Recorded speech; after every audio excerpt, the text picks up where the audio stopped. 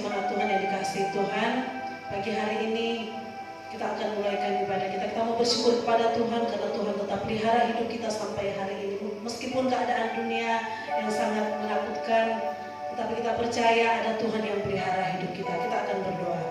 Terima kasih Tuhan, pagi hari ini kami bersyukur kepadamu karena Engkau pelihara kami, memberi kami kesehatan, kekuatan. Kami ada sampai hari ini, semua karena anugerah Tuhan, kasih Tuhan dalam hidup kami.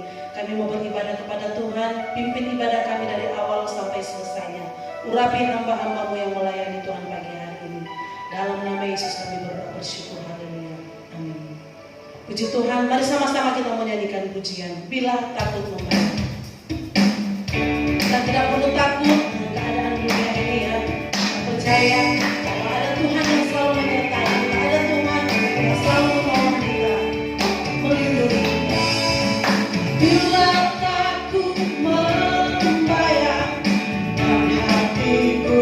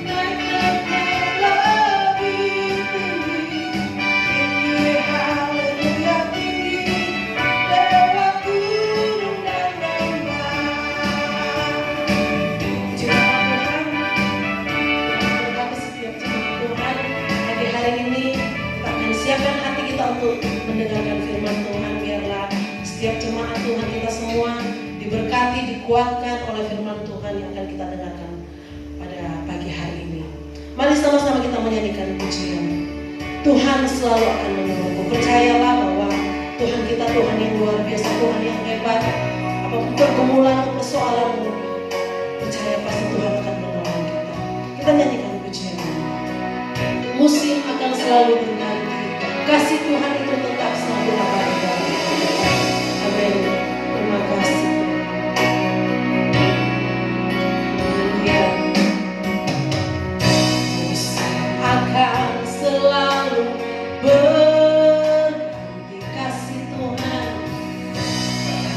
Tuhan tetap abadi, tak akan berubah, tak akan berubah.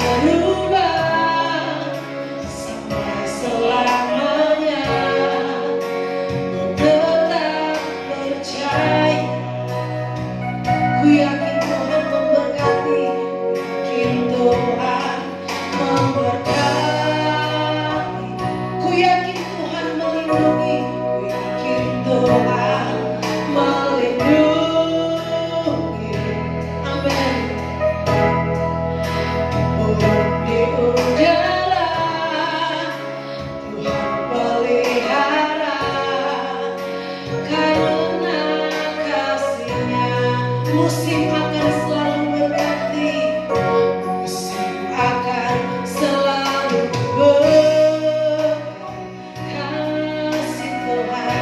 kasih Tuhan tetap abadi, tak akan berubah, tak akan berubah sampai selamanya. Ku tetap percaya, amin. Ku yakin Tuhan memberkati, ku yakin Tuhan memberkati, ku yakin Tuhan melindungi, yakin Tuhan melindungi. Haleluya. Burung di udara Tuhan pelihara, karena kasih-Nya. Katakan, Tuhan selalu menolongku, Tuhan selalu menolongku. Amin. Selalu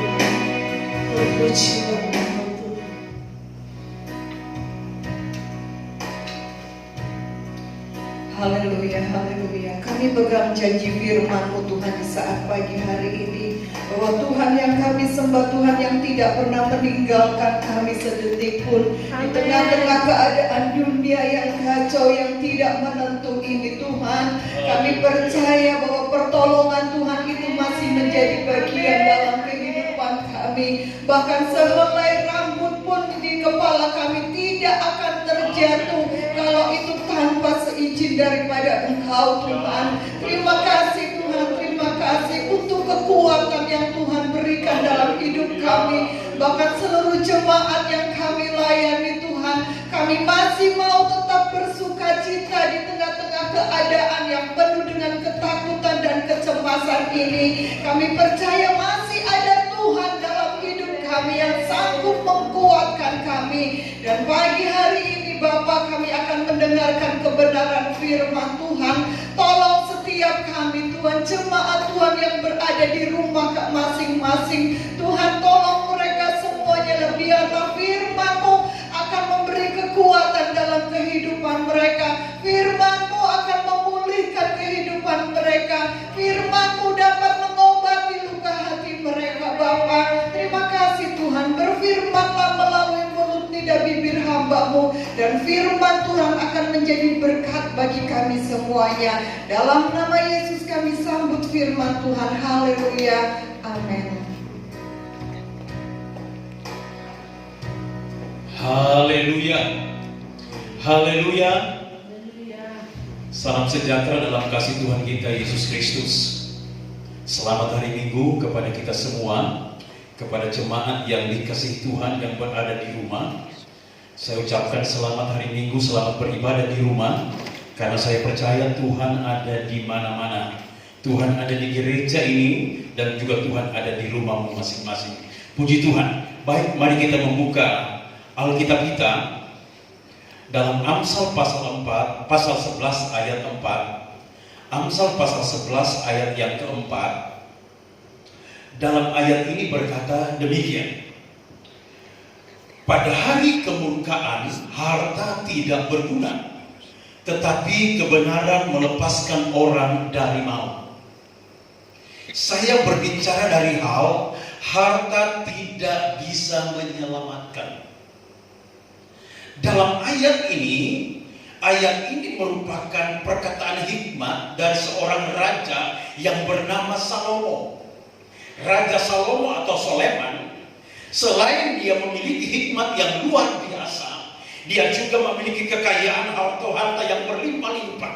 Kalau saudara membaca dalam 1 Raja-Raja pasal 10, di sana mengisahkan tentang Raja Salomo yang begitu kaya raya. Bukan hanya dia berhikmat, tetapi dia juga kaya raya.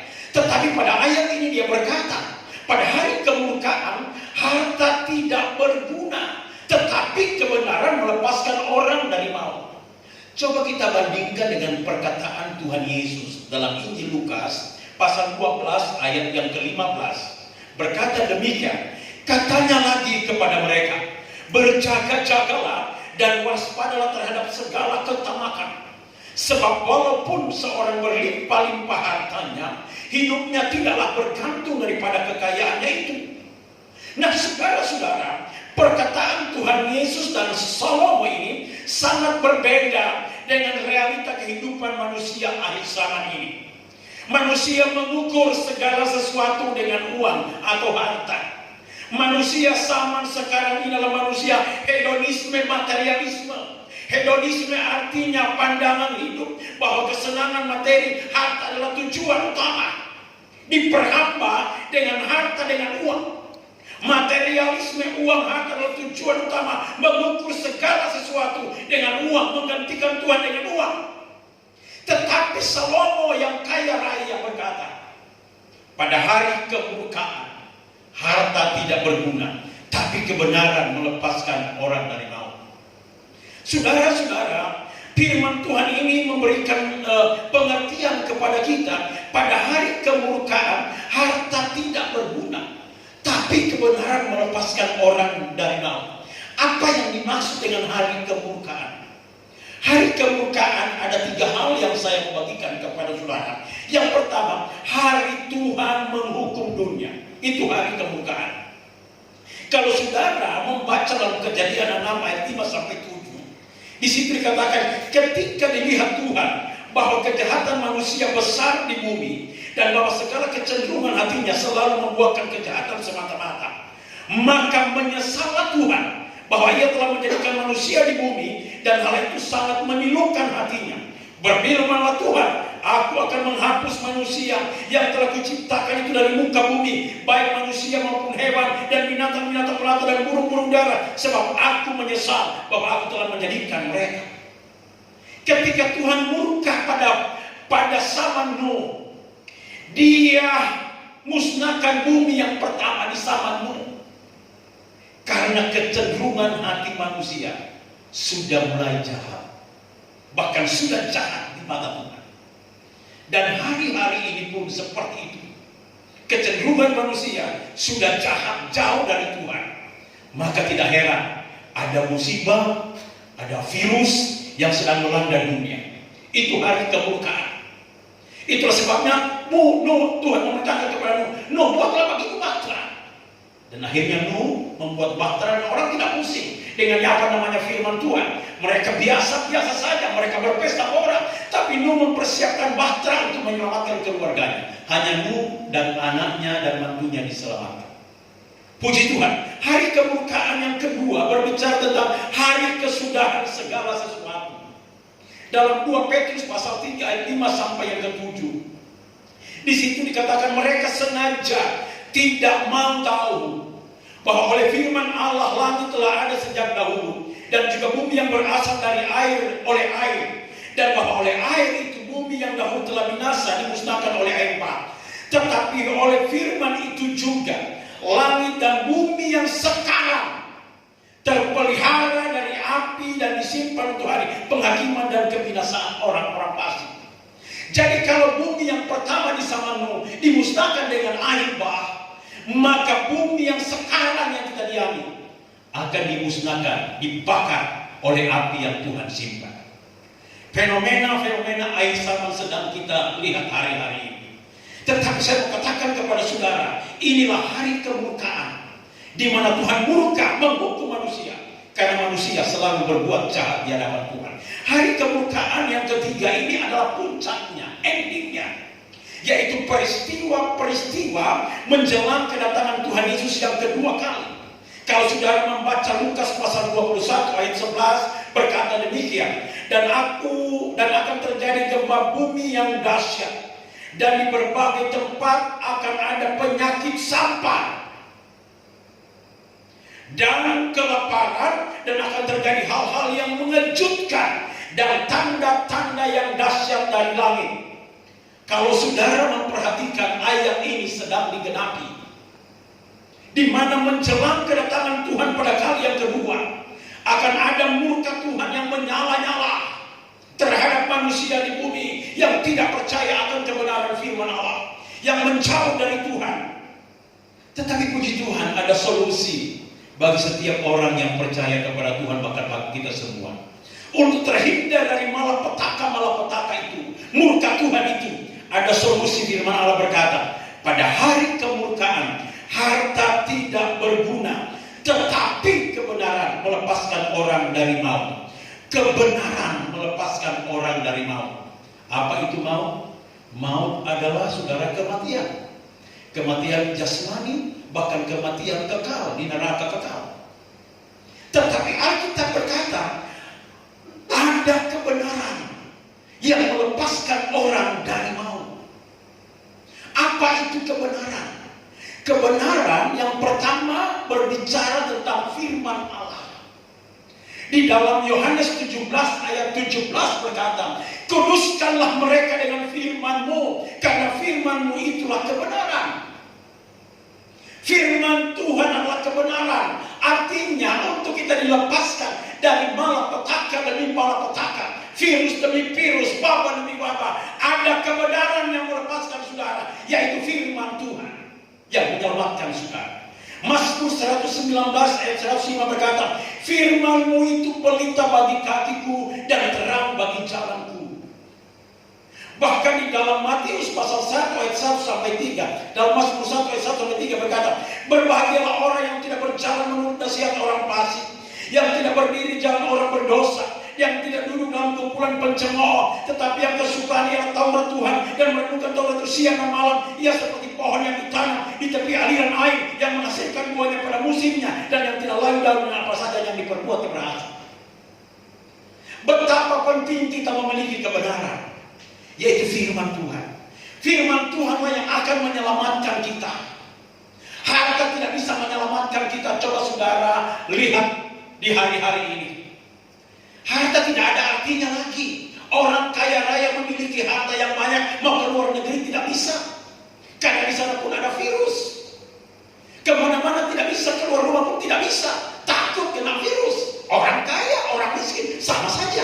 Tetapi orang yang memiliki firman, saya yakin mereka akan diselamatkan oleh Tuhan. Bisa berkata amin? Amin. Yang kedua, apa itu kebenaran? Kebenaran berbicara tentang kuasa Roh Kudus. Dalam Yohanes 14 ayat 16 sampai 17 berkata, aku akan minta kepada Bapa dan ia akan memberikan kepadamu seorang penolong yang lain supaya menyertai kamu selama-lamanya, yaitu Roh kebenaran. Dunia tidak dapat menerima dia, sebab dunia tidak melihat dia, dan dunia tidak mengenal dia. Tetapi kamu mengenal dia, sebab ia menyertai kamu dan akan diam di dalam kamu. Itulah Roh Kudus. Saya percaya kalau ada Roh Kudus, ada kebenaran Roh Kudus dalam hidup kita, kita akan dituntun dalam kebenaran demi kebenaran, terhindar dari virus penyakit, kita akan diselamatkan. Itulah sebabnya minta kepenuhan Roh Kudus. Roh Kuduslah yang akan memimpin kita ke dalam segala kebenaran demi kebenaran. Dunia ini akan tenggelam dengan ketidakbenarannya. Tetapi kita punya kebenaran firman. Kita punya kebenaran Roh Kudus yang akan menuntun perjalanan hidup kita sampai di sorga kekal selama-lamanya.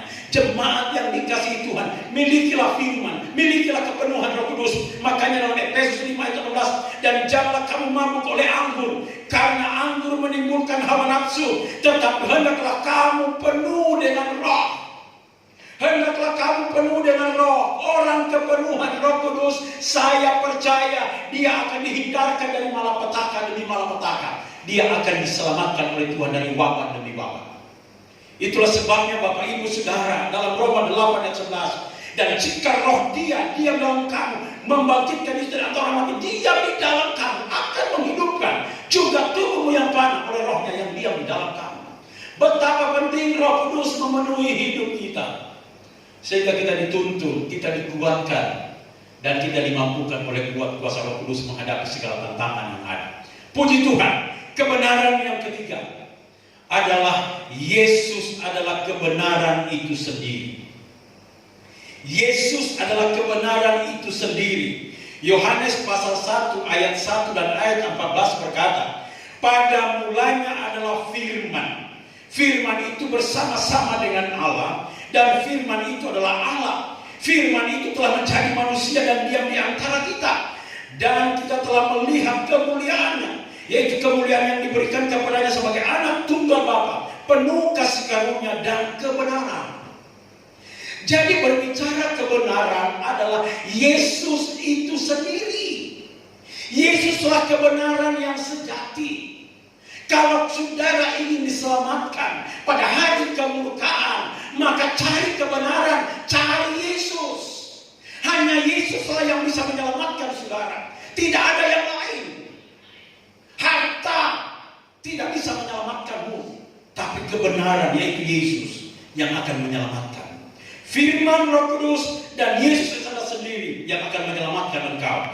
Filipi 2 ayat 8 dikatakan, dan dalam keadaan sebagai manusia ia telah merendahkan dirinya dan taat sampai mati, bahkan sampai mati di kayu salib. Itulah sebabnya Allah sangat meninggikan dia dan mengaruniakan kepadanya nama di atas segala nama, supaya dalam nama Yesus bertekuk segala yang ada di langit, yang ada di bumi, dan yang ada di bawah bumi, dan segala lidah mengaku Yesus Kristus adalah Tuhan, bagi kemuliaan Allah. Nama segala nama adalah sudah diberikan kepada Yesus Kristus Tuhan. Artinya ketika kita berseru, Yesus tolong kami, Yesus tolong saya, maka saya percaya nama itulah nama nama Yesus yang akan menyelamatkan saudara dari segala malapetaka demi malapetaka. Bukankah banyak sekali dalam ayat Alkitab ketika Yesus hadir di sana ada mujizat. Ketika Yesus hadir, Bartimeus yang buta sejak lahir disembuhkan oleh Tuhan dalam Markus pasal 10 ayat Markus pasal 10. Di sana diceritakan bagaimana Bartimeus sejak lahir buta disembuhkan oleh Tuhan. Wanita 12 tahun pendarahan disembuhkan oleh Tuhan. Anak yang mati, Lazarus yang mati disembuhkan oleh Tuhan. Artinya kalau ada nama Yesus, kalau ada Yesus dalam hidup kita, saya percaya kita akan diselamatkan oleh Tuhan.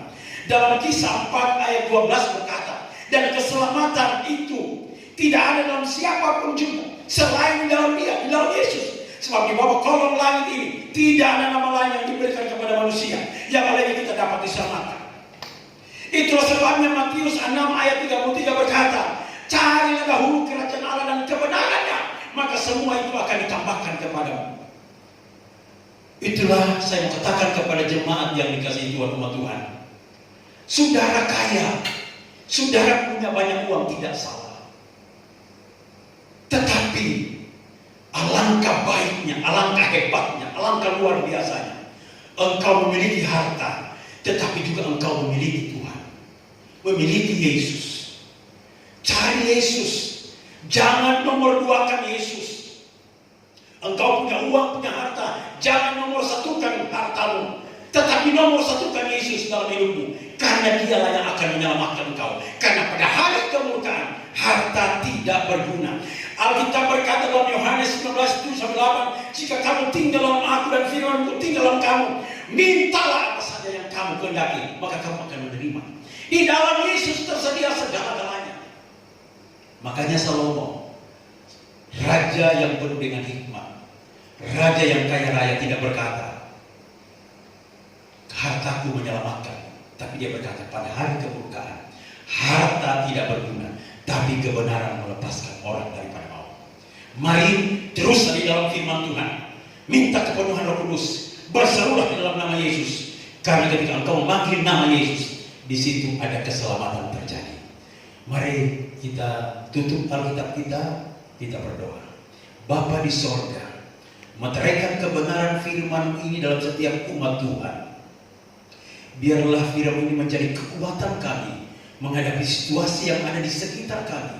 Kami percaya tidak ada malapetaka yang menimpa kami, tetapi kami diselamatkan karena ada firman Allah, ada Roh Kudus, ada Yesus dalam hidup kami. Terima kasih Tuhan, Engkau sungguh baik dalam hidup kami.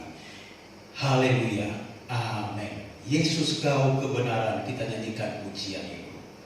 Haleluya. Puji Tuhan, hanya Dialah yang bisa menyelamatkan kita.